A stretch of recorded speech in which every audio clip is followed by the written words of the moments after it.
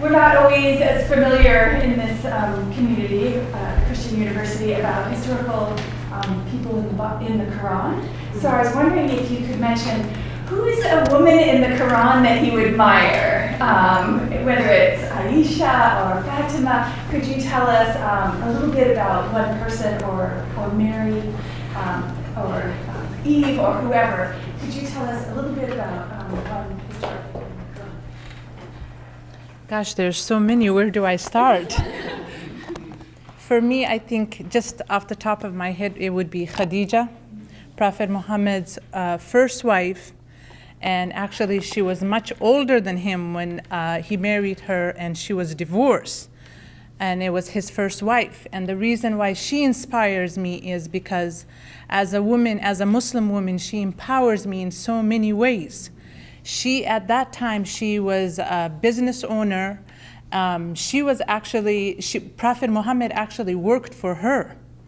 So when there's so many stories in the media that Muslim women, they don't have the right to work, they don't have the right to go to school, they don't have the right to this or that, that immediately comes to my mind. I am now 43 years old. 4 children later, I decided to complete my education. And my husband had to stand behind me, because when he was going through medical school, I put everything on hold in order to put him through school. And I held him to that promise. Why did I hold him to that promise? Because Khadija gave me that right to do. And Islam tells you from the cradle till the grave, your learning does not stop from the moment you are born till the moment you are put in your grave. Your learning does not stop. And how could I preach that to my children, and especially my daughter, if mom is not doing it? So Khadija has always been my role model.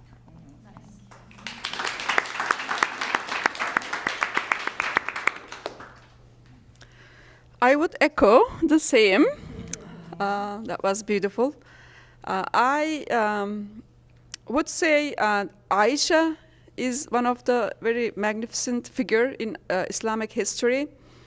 One of the things that she did with Prophet Muhammad, peace be upon him, was they used to race who is passing who. I think that's very cool as couples. It is cool.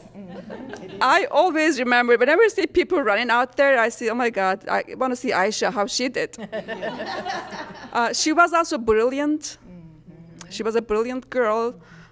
She narrated most, in hadith we call it, it's narration from Prophet, peace be upon him, and passed on to the next generations, and it's a reliable resource since she's close to him. She tops everybody in narration, and that's why she's my hero.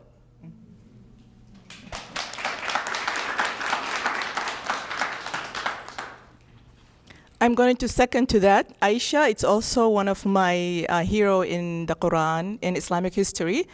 Who is she? Because I don't think we said who she was. Aisha, she was the Prophet's younger wife. Yeah, wasn't she? Yeah, no, I just, you didn't say, so I want to make sure everyone knows. Oh, Aisha, yeah. Who is Aisha? Yeah. She was the last wife also. And the reason why I like her, and my sister said it, was she have narrated more hadith than any other man, well, one man, any other female in the history of Islam. And one of the things I like about her was that she was a very opinionated woman. She was never afraid if she wants to say something, she would have just said it. And she was friend to her husband, the Prophet. And they were friends. They had this very amazing, intimate friendship that most couples today, that they don't have that. I mean, we are living in a time where divorces are happening left and right, especially in my community. In the Somali within the Somali community, 90% of my peers are divorced and single mothers. And in Islam, yes, divorces are permissible. And by the way, women can't divorce her husband in Islam. She can initiate it, actually. But what I liked about Aisha was that she was this friend to her husband. She would give him ideas. She would support him 100%. And she also would support women, period. In my work, as some of my friends know in the community, I love supporting women because I don't know, somehow I just love supporting women. I don't know, some people say, why are you always supporting female? I'm like, well, I'm a woman.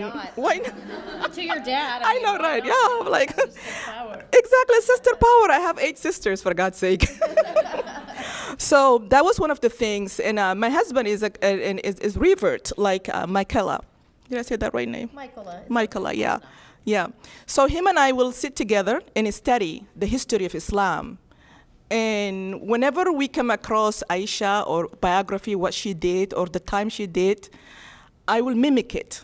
You know, like the kissing, like before Prophet Muhammad will leave the house, he would kiss her in the forehead. And I made my husband to kiss me every single day. I do the same thing. I do the same thing. To kiss me on my forehead even when I'm asleep. So, thank you.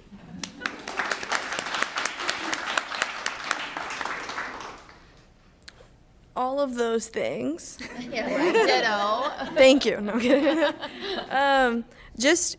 On Wednesday, we were reading something about. So there's a chapter in the Quran just dedicated to Mary, who was the mother of Jesus, peace be upon him, who is a prophet that we all in Islam recognize and love and value.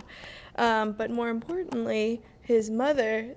One of the stories that one of the verses that we were highlighting was, I think the exact verse was, no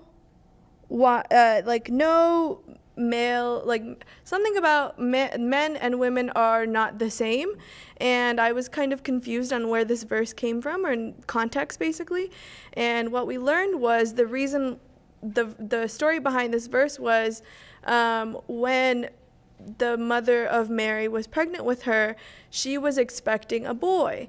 And she had prayed to God for a boy because she said that, hey, if I have a boy, I'm going to dedicate him in your worship. I'm going to send him to the temple to learn and be the best follower of you that he can possibly be.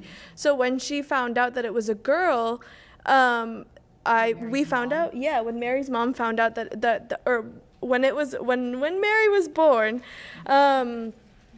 the reason I learned why that was very purposeful was because religion was very secluded to intellectual male at the time, and by bringing Mary into this picture, it was God's way of saying, or kind of opening that space within the community of allowing women to also step into that role, because Mary's mother had said that I'm going to dedicate my child into your religion.